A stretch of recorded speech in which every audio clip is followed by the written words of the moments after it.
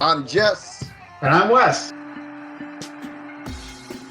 I'm Jess. And I'm Wes.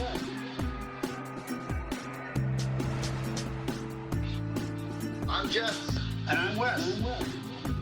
We are the National Wrestling Clipping Alliance.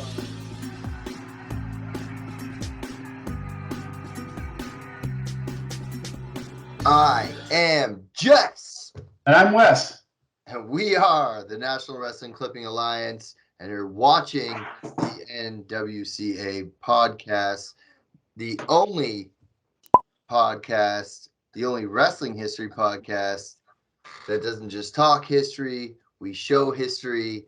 Wes, I don't know where you went on my screen, buddy, but you're not there. Hang on, here I am. I'm right here. There he is. He's back. He's back. Oh my God. So yeah, it's nice to be grooving again. We're excited. We're pumped. Yes. Lots has happened. We've still got all these fantastic episodes to look forward to, and I'm so excited to be doing them. And I'm going to try my hardest to look at the camera instead of looking at myself. Jesus, I don't need to look at myself. I look at myself all day long. Yeah, I know. I hear about it all the time. Lynn tells me that you break mirrors, and I'm like, oh, he was singing in the mirror again, wasn't he? I was doing my George Michael interpretation. Yeah, you know what's funny? I actually know who George Michael is, so. But you gotta have faith. Michael Jackson. I'm going to just name all the gay ones tonight. Hey. Freddie Mercury. Oh my God, Freddie Mercury. Well, we're not here to talk about Freddie Mercury tonight. We are here to talk about some big wrestling news. We waited just to let everything cool down because everybody was covering it left, right, and center. So we're going to look at it as a historical event, but we're here to talk about the retirement of Vince McMahon. Wes, huge pivotal moment in wrestling history right now. I think it's mostly pivotal for people who are more of a modern day thing. I think maybe some people can see, and I'm not saying there's ulterior motives, we might get into that later, but just on the surface, Vince McMahon has retired.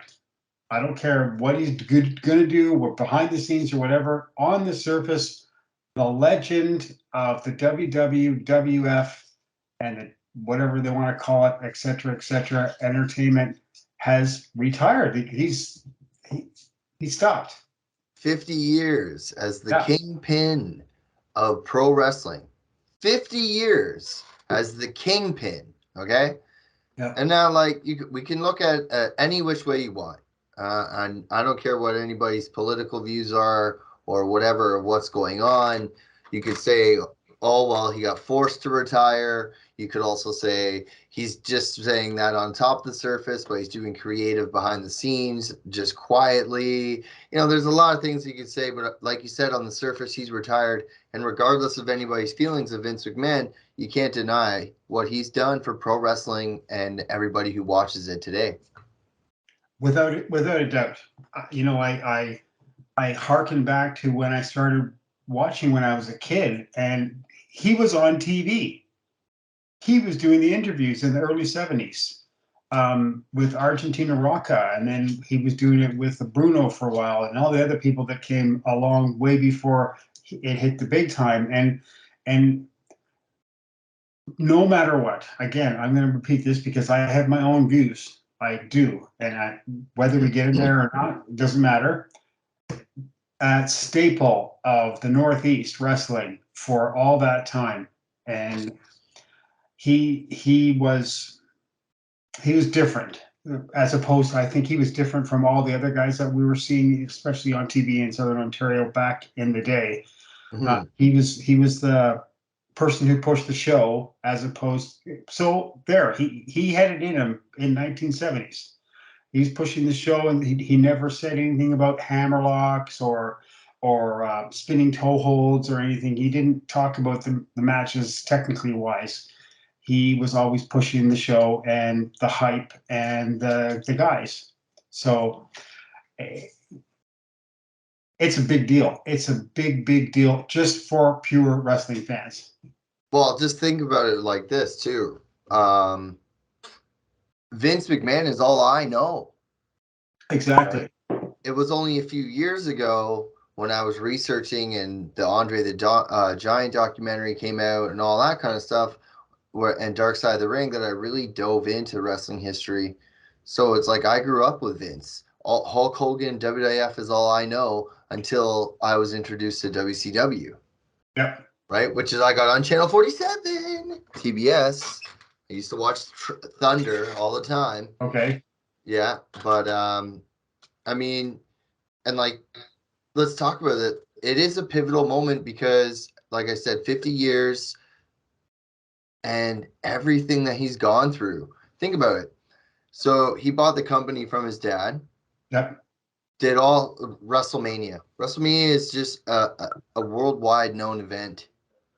It's the biggest event. Even indie promotions try to build off that. Yeah. Oh, it's WrestleMania weekend. We got to have a big show.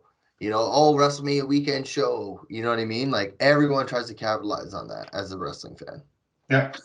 Not only that, yeah, I have a squeaky chair. Get used to it. Not only that. I don't have a squeaky chair. Think about what else he's gone through, right? The steroid trial in the 90s. Yeah. Like, so, which brings me to this. I don't know if I think I've shown you this, but for the sake of showing history.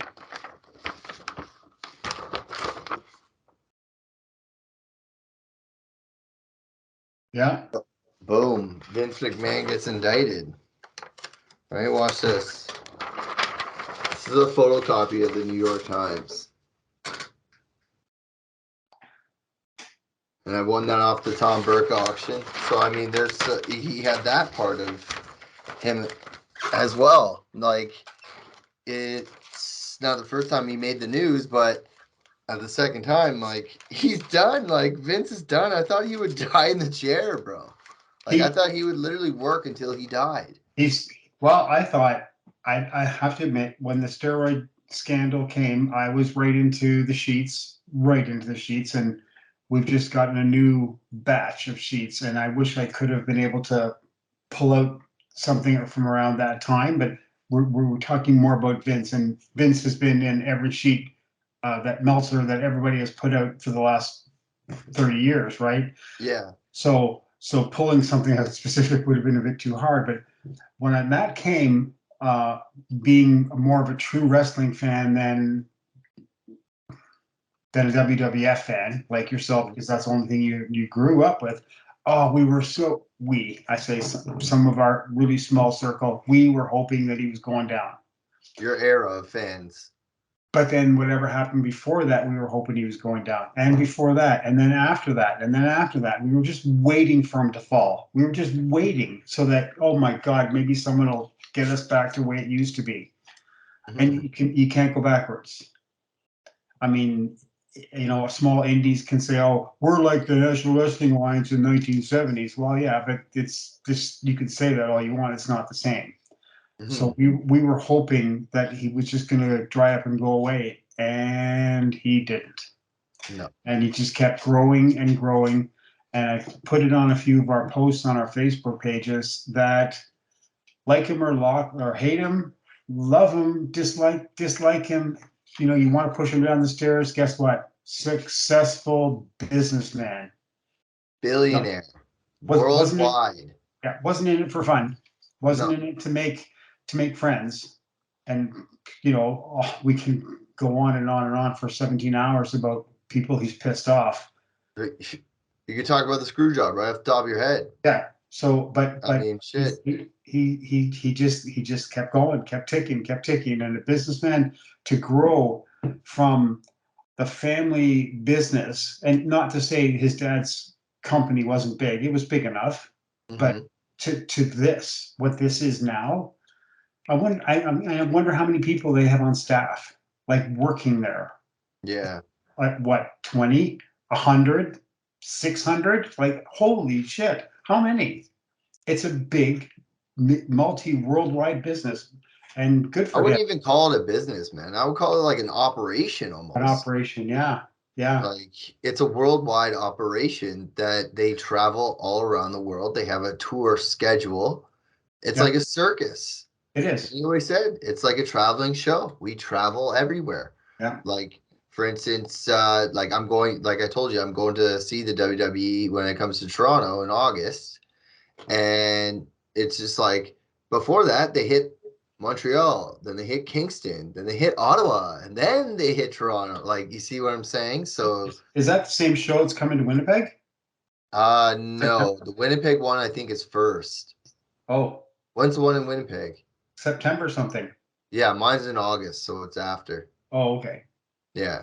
Mine's 2 weeks before the Clash at the Castle pay-per-view. Okay. Which we'll talk about after, I'm sure, one day.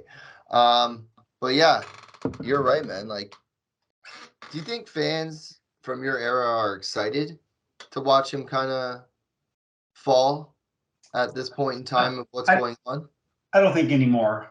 I don't think at the time we hated his guts, right? We hated him. Of course. He was the downfall of what we loved. Mm-hmm. Or so it seemed. The territories were going down no matter what. They were doomed because they couldn't get together. They couldn't fight anybody. They held their cards too close to their chest, and they were going down. So all these things that spun at the start of this were like these little thing and this little thing and this little thing. He was just there. He had something in his pockets to help, and he was just there. And we thought at the time he squished them like bugs. And you can't take St. Louis. St. Louis is God, right? But it doesn't matter because they were going to go anywhere. Talks. Yep, they were going to. At the end of the day, money talks, right? He whatever the wrestling product is now, it is what it is. It's still wrestling, no matter what. But like we've discussed before on different podcasts, Jesse, it's a show. We think it's more of a show now, as I think most people do, as opposed to just going out on a Saturday night going to the wrestling, which was attributed to like more of a sports kind of thing, right? It's a show. It's like going to a movie. It's like going bowling or whatever, right? It's entertainment, and he changed it, and I will not ever say anything bad about it because success is more important than anything. It's still around to this day. Yeah. I mean, how can you deny that? When was it? So you saw him first announcing. I want to ask you what your favorite Vince McMahon memory would be. If you have one. I guess I would have a lot more growing up with the Austin McMahon and all that kind of stuff. But yeah, he never did anything anywhere near the ring except interviews, right? Mm-hmm. For years and years and years. And I always thought, and we didn't know this because it was never publicized about his physique, right? But when you look back now on videos and you say something from late 70s and he's interviewing, say, Angela Mosca. Yeah. Mosca standing beside him. Vince ain't much smaller than Mosca. Mm-hmm. Not like some of the pipsqueak announcers we've seen in the past, right? And I was always intrigued after the fact, like to see what he actually looked like instead of just with the red blazer on, right, and a microphone in his hand. Yeah. I think that was the most shocking thing. The guy was a workout fanatic, right? He always wanted to be a wrestler, and his dad put him off of it. But because I don't have all the Austin stuff and all the goofy stuff he did in the ring with the guys. Yeah, I grew up with all that, so yeah. So it's all primed in your mind, right? But yeah, definitely finding out one day that, oh my God, on TV he could have easily went like that, and he could have probably ripped those jackets, the announcing jackets, in two. Yeah, it's crazy. Like I said, like I grew up with the Austin versus McMahon, so it's like I remember the Royal Rumble where Vince won, and you know what I mean. He became champion, and mine is always going to be Mike Tyson. When Mike Tyson was there and Stone Cold, and he's like, "You ruined it! you ruined it, and then Austin flips him off, and it's just like it was a different time for sure. But the chemistry, like you could see this more than I could, but the chemistry, Hogan was like just massive, right? Mm-hmm. Just without a doubt, the best thing that ever happened because of the hype behind him. But that Austin thing just drives me crazy because it shows that he could interact. He could be an actual part of it and be good at what he did, not with the goofy phases, which he did a lot, but Yeah. that interaction with Austin and that, especially that, because when you sent that to me, I was like, oh man, I remember that. That was they had awesome chemistry. It's the whole I don't know, that whole era, the whole Attitude Era. I mean, then he brings in guys and he changes it. You can't deny anything he's done. Well, I don't know, man. That's pretty much it. I have nothing else to say. You can't deny what he said and what he's done. And you know what? Regardless, I thank you, Vince, I guess. You know what I mean? For me, anyways, I grew up with everything, and without Vince McMahon, I wouldn't be a wrestling fan. So, yeah, I can't say anything about it. And I can't not say thank you, Vince, because of that was just, no matter what, it was still part of my growing up, my fandom from being like 10 years old or whatever, right? And that's huge. And I am going to say this, Terry Dart would roll over in his grave.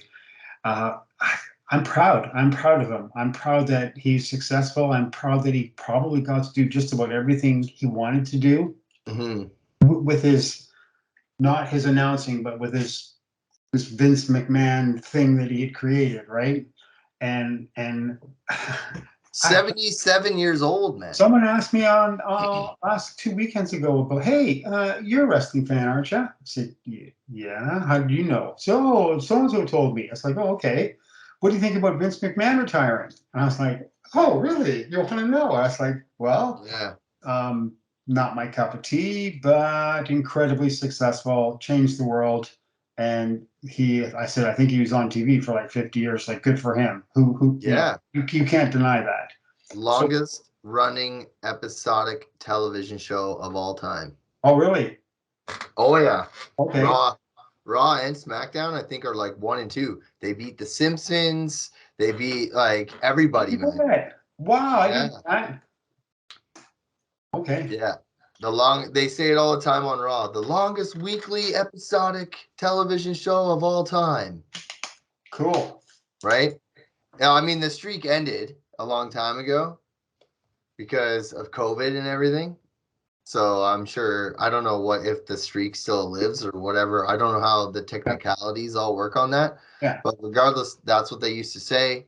I mean, shit, it went from WWF to WWF, and then the World Wildlife Foundation tried to sue WWF. So then what did Vince do? Get the F out, right? Yeah. Boom, made tons of money off that. Yeah. Just saying. I guess, Jesse, something that I wish I had more of, but everyone's different. I don't have deep pockets. He had a set of these. They must have been cast iron, because some of the things he did, he didn't win on everything. Yes, he didn't. He wasn't successful on everything he did. And it's XFL is the only thing I can think of that he wasn't successful on. Well, because think of the challengers. He had ECW and WCW, right? The bodybuilding shit didn't work out either. Oh, I guess that's true if you want to look at it like that. And I would be nitpicking if I forgot to mention changing someone who was such a great wrestler like Terry Taylor and changing him into the Red Rooster, right? That was just stupidity. Well, he did that to a lot of guys. He put polka dots on Dusty. But polka dots on Dusty. Look, that was really. Put Hillbilly Jim in the Hall of Fame and not Stan Stasiak. Yeah, I hear that Stasiak's not in, is he? I'm going to put up a post. I'm going to put up on our Facebook pages, on the National Wrestling Clippings Alliance Facebook page. I'm going to do a Stasiak a day for 2 weeks until they put him in the Hall of Fame. Dude, I'm telling you right now, he's in there, but on the alumni. He's not individually in there. I'm starting a movement. You're gonna start a movement? And not a bowel movement. Yeah. Start a movement. You're talking about stuff like this. They've been in your wife's purse for like 40 years. He definitely had balls, because he absolutely changed so much. And the revolutionizing of something that was ingrained for 40, 50 years, to take it to, and so go back to 1930 and the way wrestling was then, and how it progressed from the 20s, 30s, 40s, more commercial, right into 50s, way commercial, 60s, 70s, 80s. It was like exploding. There was hundreds and hundreds of events across North America every year. 2 or 3, sometimes 5 or 10 wrestling events every Friday, Saturday, and Sunday in North America. It was huge. And then to go the next 50 years and see how it's developed, and see how people like you, and then the generation underneath you, like John, and even the generation underneath them, who have grown with this guy and grown with what they see and grown with what they've learned and how they've enjoyed it. That's you can't put any, I can't say anything about that. It's crazy. Yeah, and it's crazy that it's like a time for a change now. And Stephanie McMahon and Nick Khan are co-CEOs now. Triple H is head of talent relations and head of all creative. So, I mean, I've been saying to you for as long as I've known you, wait till Triple H takes over. Wait till Triple H takes over. Well, he's taken over. Yep. They just did SummerSlam and it got a great review from everybody. And he's going to continue to go. And I think we're going to see a lot of changes through time because, you know, with everything, you got to slowly integrate changes, right? Yes. So, but regardless of that, you know, people can think what they want. I love WWE, and you know, it's time to change, I guess. Time to go home and learn a new hold, as they would say. Maybe it is time to go home. Time's a ticking, and time to go home. Greg Oliver should call him and say, let's do a biography book. There you go. Greg, get on it, bud. Yes, Greg, come on. Yo, imagine that, though. That'd be kind of cool. It would be good. A lot of things that I've read in the past 20 years or more out of the WWF have been atrocious, just atrocious, like just kayfabe shit, right? And I read Bruno's first book, and it sold pretty well in the Northeast. Oh my God! Like, he protected the business right from page 1 right to the end. Really, eh? And so, you know, the Sheik was a vicious Arab, and you know, he did this and he did that, and I didn't like him. He wouldn't even say, "Well, we drew good money" or anything, right? The 5 or 10 times Bruno had to wrestle the original Sheik, he put himself over so bad, it was awful. And then he came out with a sequel to that book a few years ago, and then the book was, well, anyways, we're talking about Vince, not books, but for you growing up with it, the impact on your life, and to see a guy who you've seen every week, basically, or heard every week, being finished, it's like Gretzky retiring, or, you know, Tom Brady or something, right? Yeah. These guys would never touch anything like he did, but that's kind of like the thing. Yeah, exactly. Huge time frame in wrestling history. 50 years. Yeah. Only 2 challengers. And what happened? Yeah. He ended up buying them both. Yeah. So. See ya. Bye-bye. Exactly. Speaking of bye-bye, we're going to take off now. You guys know where to find us. We got our 3 Facebook groups, National Wrestling Clipping Alliance, the Ontario Wrestling Clippings of the Past, and the Wildman page. Don't forget to follow us on Twitter at official NWCA1. Hit us up, send us in requests, questions, anything you guys want us to talk about. Next week, World Cup of Wrestling 1974. Yep. July 7th, I think. Yes. I have it here somewhere. Yep. But anyways. 1974. Toronto, baby, next week. Yes. Until then, I'm Jess. I'm Wes. And we're the NWCA podcast. Peace. Ciao for now. I'm Jess. And I'm Wes.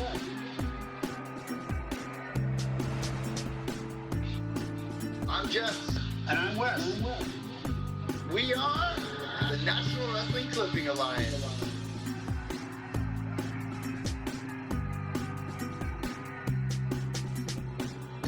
It's the NWCA podcast.